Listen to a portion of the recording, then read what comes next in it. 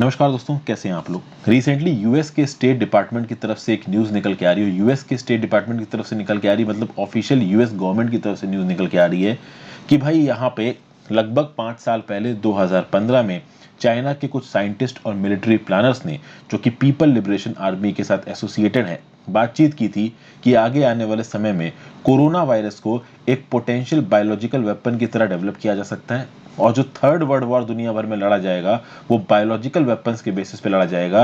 किसी एक particular virus के थ्रू बीमारी को दुनिया भर में फैला के लड़ा जाएगा।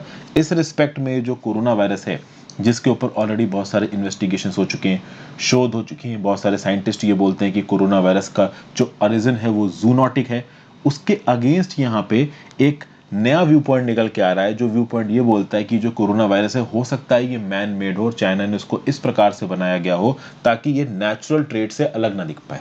इस रिस्पेक्ट में न्यूज़ क्या है?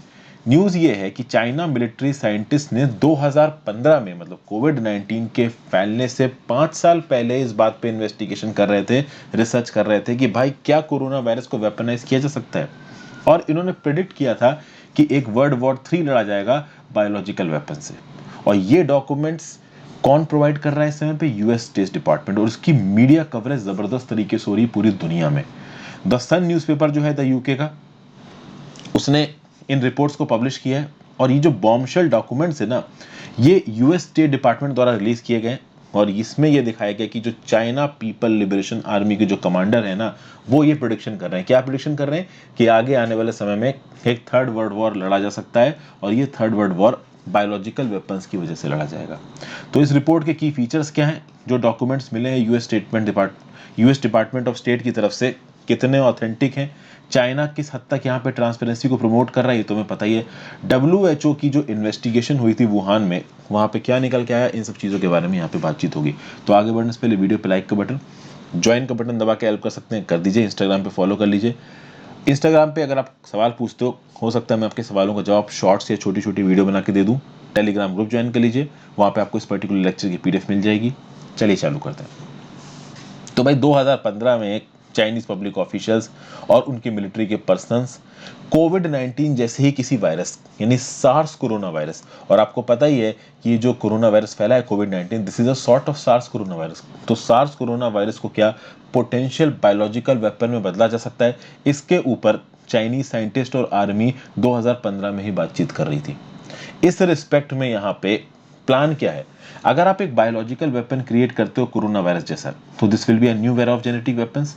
और पीएलए का पेपर ये बोलता है कि अगर इस प्रकार का बायो वेपन अटैक किसी दूसरी कंट्री पे कराया जाता है, तो दूसरी कंट्री का जो मेडिकल सिस्टम है, ये एनिमी कंट्री का जो मेडिकल सिस्टम है वो कोलैप्स हो जाएगा। और चाइना इंडिया को वैसे दुश्मन मानता है। आगे आने वाले समय में चाइना को इकोनॉमिकली अगर कोई टक्कर दे सकता है तो वो इंडिया है। तो इंडिया की प्रोग्रेस को रोकने का तो सबसे अच्छा तरीका चाइना के पास हो ही नहीं सकता। देखिए हमारा मेडिकल सिस्टम ऑलमोस्ट कोलैप्स हो ही रहा है। तो इस रिस्पेक्ट में ये जो रिपोर्ट निकल के आई है, अगर ये बात सच है कि चाइना ने सच में ऐसा कुछ किया है, तो इंडिया के पास इनफ रीजन है या किसी और कंट्री के पास इनफ रीजन है कि वो चाइना पे अटैक कर दे। अगर ये रियली में हुआ है तो अब एक रिपोर्ट के आधार पे तो ये नहीं बोला जा सकता, लेकिन देखते हैं की फीचर्स क्या है इस रिपोर्ट के। की फीचर्स रिपोर्ट के ये बोलते हैं कि चाइनीज साइंटिस्ट इस प्रकार से बात कर रहे हैं कि एक बायो वेपन कुछ इस प्रकार से बनाया जाएगा कि नेचुरली अक्रिंग पैथोजन से वो प्रैक्टिकली इंडिस्टिंग्विशेबल होगा। बिल्कुल, साइंटिस्ट के पास आज की डेट में काबिलियत है कि वो एक ऐसा वायरस का जेनेटिक कोड बना सकते हैं जो कि बिल्कुल नेचुरल पैथोजन ऐसा लगेगा, बट एक्चुअली वो लेबोरेटरी द्वारा इंटेंशनली बनाया गया होगा। अभी उसको प्रैक्टिकली इंडिस्टिंग्विशेबल क्यों करना है? क्योंकि अगर साइंटिफिक, वीरोलॉजिकल और एनिमल एविडेंस के बेसिस पे चाइना को इस बात के लिए एक्यूज भी किया जाता है कि उन्होंने बायोलॉजिकल वेपन बनाया है, तो भी वो इस बात को डिनाई कर सकते हैं, प्रिवेंट कर सकते हैं या सप्रेस कर सकते हैं। बेसिकली यहाँ पे भले ही चाइना ने इस वायरस को बना के रिलीज कर दिया है दुनिया भर में, लेकिन उसका जो स्ट्रेन है वायरस का वो बिल्कुल नेचुरल पैथोजन जैसा दिखता है, जिसके बेसिस पे चाइना ये क्लेम कर सकता है कि हमने कुछ नहीं किया है, जबकि एक्चुअली में हो सकता है उसको चाइना ने बनाया हो। और इसको मिलिट्री बैटल्स के दौरान, ऑफिशियल वॉर के दौरान और नॉन वॉर सिचुएशन में भी एनिमी स्टेट के ऊपर इस्तेमाल किया जा सकता है। कोविड-19 पहली बार चाइना के वुहान डिस्ट्रिक्ट में फैला था, वुहान प्रोविंस में फैला था, और उसके बाद अगर आप देखो तो वुहान प्रोविंस फेस्टिवल मना रहा है और इंडिया में लाशें जल रही हैं। अब एक सवाल ये उठता है कि भाई ये जो डॉक्यूमेंट निकल के आया, इतना सेंसिटिव डॉक्यूमेंट है, क्या ये सही है? तो रॉबर्ट पॉटर करके एक डिजिटल फॉरेंसिक स्पेशलिस्ट हैं, जिन्होंने बोला है कि हमने इस डॉक्यूमेंट को प्रॉपर तरीके से वेरीफाई किया है। इन्होंने बोला है कि we are able to verify its authenticity as a document authored by particular PLA researchers and scientist, मतलब पीएलए रिसर्चर्स और साइंटिस्ट ने ही इस डॉक्यूमेंट को ऑथर किया। इस बात की पुष्टि की है रॉबर्ट पॉटर साहब ने। रॉबर्ट पॉटर साहब फॉरेंसिक की फील्ड में बड़ी जानी मानी हस्ती हैं। यूएस, ऑस्ट्रेलियन और कैनेडियन गवर्नमेंट तीनों के साथ ही काम कर चुके हैं। और पिछले हफ्ते ब्राजील के प्रेसिडेंट जेयर बोल्सोनारो ने भी चाइना के ऊपर कोविड-19 की हैंडलिंग को लेके गुस्सा दिखाया। और यहाँ पे पूरी दुनिया में एक व्यू पॉइंट इस रिपोर्ट के बेसिस पे बनता नजर आ रहा है कि चाइना ने हो सकता है जबरदस्ती लेबोरेटरी के अंदर इस कोविड-19 के वायरस को बनाया हो अपनी बादशाहत को फैलाने के लिए और दुनिया को परेशान करने के लिए। और आपको पता ही है कि दिसंबर 2019 के समय पे जब ये वायरस वुहान से ओरिजिन हुआ था, उस समय पे WHO को इंफॉर्मेशन डिसेमिनेट करने से गलत तरीके से रोका और चाइना ने कहीं कहीं इंटेंशनली इस वायरस को फैलाया, ऐसा बोला जा रहा है रिपोर्ट में, और इंफॉर्मेशन को दबाया। इस रिस्पेक्ट में चाइना को तो शायद पहले से पता था वायरस फैलने वाला है, तो वो तैयार थे। जैसे ही वायरस फैलने हुआ उन्होंने स्ट्रिक्ट लॉकडाउन लगा दिए, रेस्ट्रिक्शंस लगा दिए, और अब दुनिया तो इस वायरस के लिए तैयार थी नहीं।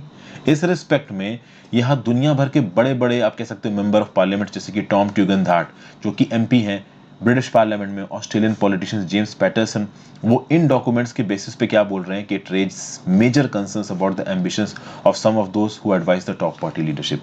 तो अगर चाइना के हायर लेवल की लीडरशिप पे इस प्रकार का कोई डिसीजन लिया है तो किसी ना किसी तो सजेस्ट किया होगा। अब इस प्रकार के सजेशंस आ रहे हैं और अगर लीडरशिप इनको अप्रूवल दे रहा है और सच में अगर चाइना ने ऐसा किया है तो भाई बहुत बड़ा सवाल उठता है कि चाइना किस हद तक ट्रांसपेरेंट और किस तक ह्यूमन कंट्री है।